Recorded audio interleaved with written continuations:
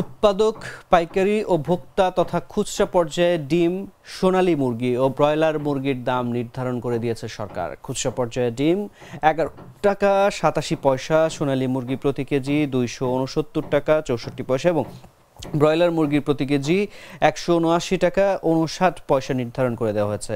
রোববার প্রাণী সম্পদ অধিদপ্তরের মহাপরিচালক ডাক্তার মোহাম্মদ রিয়াজুল হকের সই করা চিঠিতে সংশ্লিষ্টদের এ দাম বাস্তবায়নের নির্দেশনা দেওয়া হয়েছে।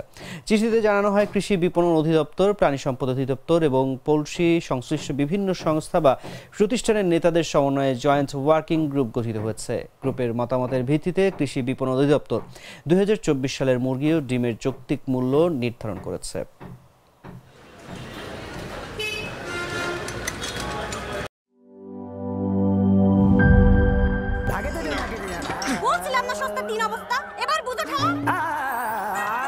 ভালো টিউবওয়েল যে কেন না এবার বোঝো মজা।